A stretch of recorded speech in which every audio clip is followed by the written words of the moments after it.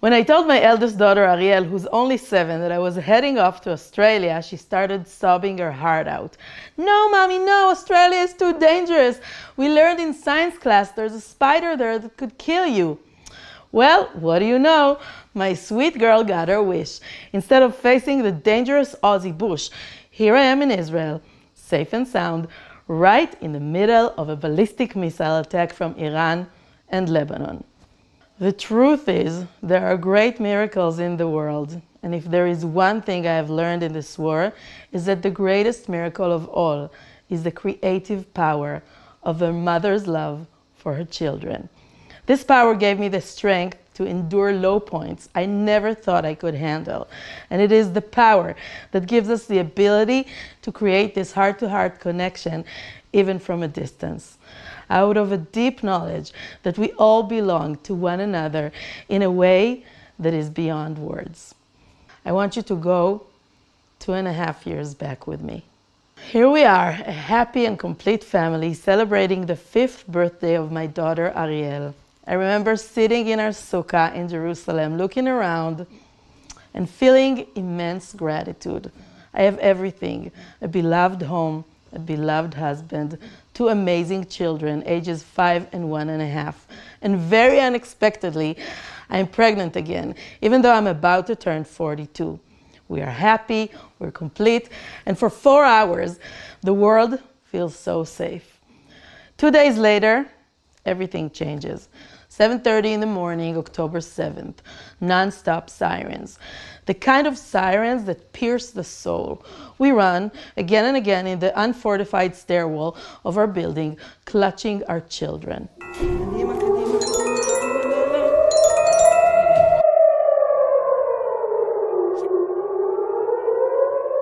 I'm then in high-risk pregnancy, holding my babies so tightly, covering them in a blanket together.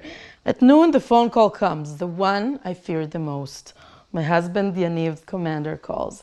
He's being mobilized.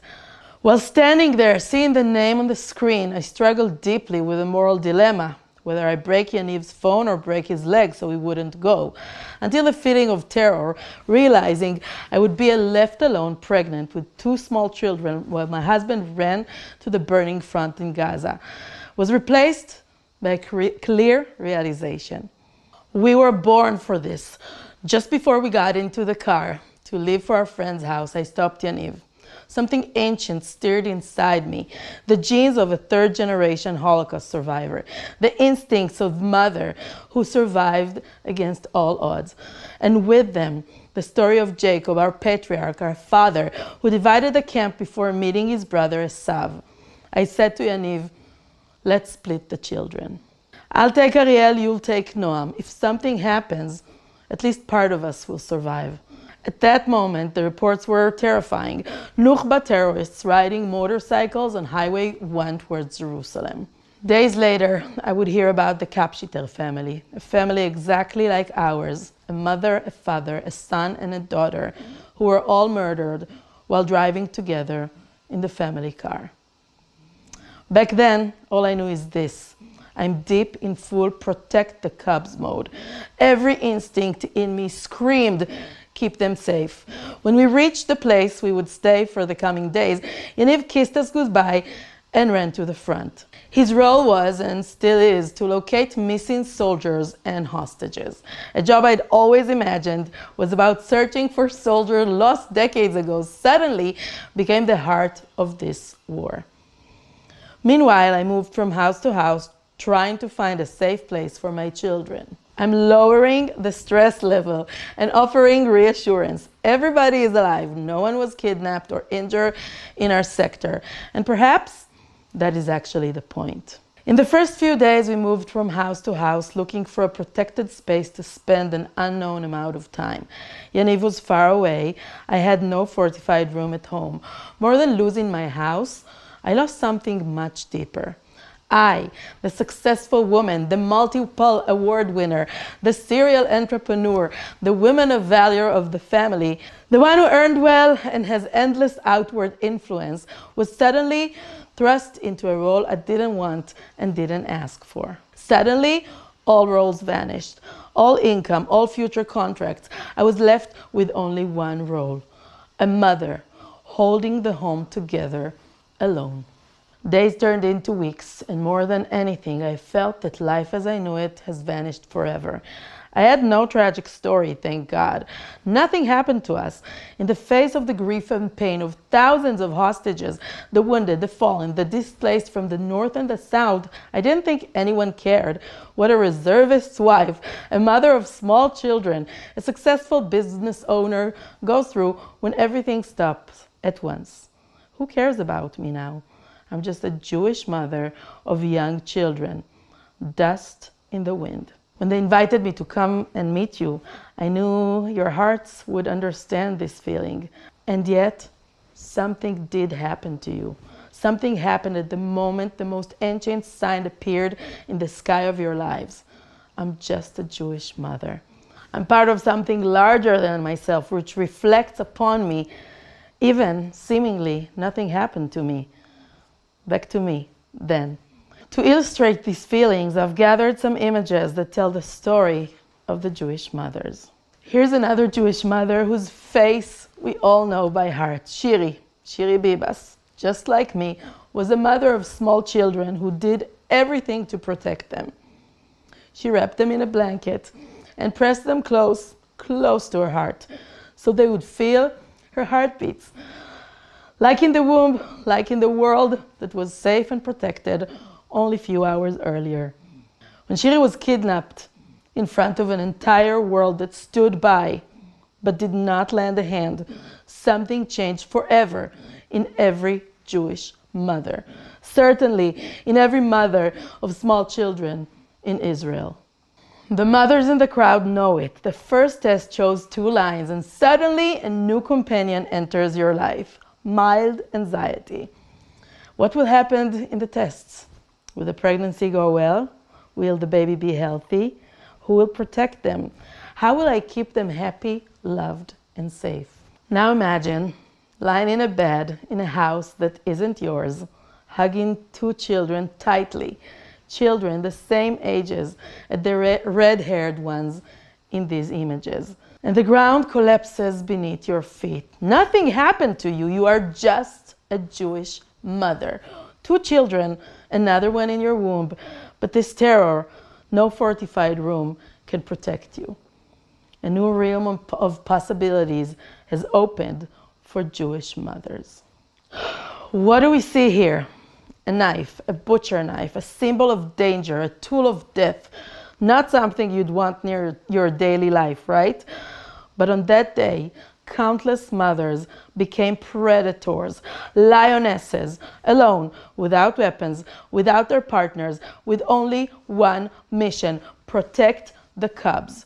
That knife, it was hidden in the fortified room of every house we stayed in, waiting for the moment armed Nukhba's terrorists might come for our babies. And the truth, as painful as it is to say aloud, for many, many mothers, that knife was also the escape route. The question whispered in silence: if the worst atrocities imaginable happen to my children, will I have to save them myself? Will I use the knife? The deepest understanding came from my daughter's questions. Mommy, when are we going home? Mommy, are there kidnapped children in Gaza? Mommy, when will Daddy die? And suddenly I realized something that changed my life. I am a Jewish mother living at the most dramatic moment Jewish mothers have experienced since the Holocaust. We have no safe room for the children. I am the safe room. We have no weapon to protect ourselves. I am their weapon. I am a Jewish mother. My foremothers did this before me, in Treblinka and in Warsaw, in Iraq, in Spain, and in Jerusalem, when the Second Temple was destroyed and burned. I am a Jewish mother. A chain of heroic women stand behind me. Their courage flows through my blood. Their voices whisper in my ear. Lift your head. You know how to do this. You are strong. You belong. You were born for this moment. and we are with you until we win. From that moment, I understood something very deep. My pain is never only mine. My voice is never, ever only mine. Pain is an engine for action. It is often the way God pushes us towards our next mission. So I began speaking on social media, telling the story of reservist wives. From there to national television, to Knesset committees. ובזמן הזה, הבני זוג שלנו נלחמים בעזה. אני רוצה שתסתכל אליי, כי אני הפנים של עם ישראל, ולנו אין זמן. אין לנו זמן. To every stage where people wanted and sometimes did not want to hear me. When discussions began in the Knesset about the future of the army, my friends and I made the decision. We would not allow those discussions to happen without us. Nothing about it without us. And when they didn't make a place for us at the table, we brought our own chairs. Hundreds, then thousands of women reached out to me. Women who had never imagined their story matter to anyone but themselves. Women who thought their experience was unimportant. But when I spoke for them too. We built a strong coalition of reservist organizations, half of them led by women. We reached every place imaginable, making the Israeli parliament, the Knesset, our second home. In one meeting with the President of Israel, President Yitzhak Herzog, he told us, never in history was there been a situation where reservist wives took such an important place at the decision-making table. Our voices matters. This was our tikkun for all the women and all the children in all the wars who kept silent. Our roar was that of the invisible home front, to whom nothing happened, yet who carries on its back the heavy and incredibly transparent price of the war. And in that moment, I understood something even deeper. The same thing that brought me to you today. We are part of a secret network, a network only we truly knows exists.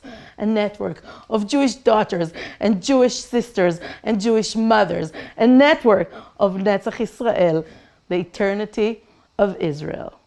In every generation, they try to take us. In every generation, our tears, our prayers, and our courage find the way to continue the chain. And if there is one thing this war has revealed, it is this. Each one of us that dares to make her passion into action lights up the hearts of other women who dare all around the world. The silence of women has become a mighty roar. 30 female pilots and aircrew went out this past month to strike the stronghold of evil on earth, Iran. Heroic Israeli women, part of the same secret network, our network, going to bring freedom for women they've never met and likely never will. They went to the heart of the erasure and silencing of women to bring back a voice of security, of freedom, of power for all of us. They were not there alone. We were all there with them. Their planes were refueled by American refueling tankers. Their souls were refueled by all of us together. It's called sisterhood. And one last thing. On February 19th, 2024, I went in for a C-section to give birth to my perfect baby boy in Jerusalem. It was my 42nd birthday. I woke up from abdominal surgery with the war still raging outside. Through the haze, even before they handed me my baby, I heard someone mentioning Shiri Bibas. What about Shiri? I mumbled as the anesthetic began to wear off. What about Shiri? What about Shiri? What about Shiri? What about Shiri? The doctor sitting beside me refused to answer. That was the day the footage of her, Ariel and Kfir Bibas, was released. The footage that let everyone realize that they were likely no longer alive. There I was in post-op recovery, hearing about the fate of a mother I have never met, but who had become an inseparable part of my soul. Life, death, life, the eternal bond between the souls we lost and the souls we brought into the world during this war. Two records were broken on opposite sides of Herzl Street in Jerusalem in the year I gave birth to my little son. The first, a record at the military cemetery in Har Herzl, burying our best and brightest. The second, a record of birth on the 9th floor of the maternity ward in Shaarei Tzedek Hospital. Both parts of the story of every Israeli Jewish mother sit on either side of Herzl Street. And perhaps that is the true story of all of us. Thank you. Thank you to every mother who stands before the forces of death and is ready to choose life. Thank you. Thank you to every woman around the world who is part of this journey. A journey of belonging, a journey of love, a journey where a small voice becomes a mighty roar.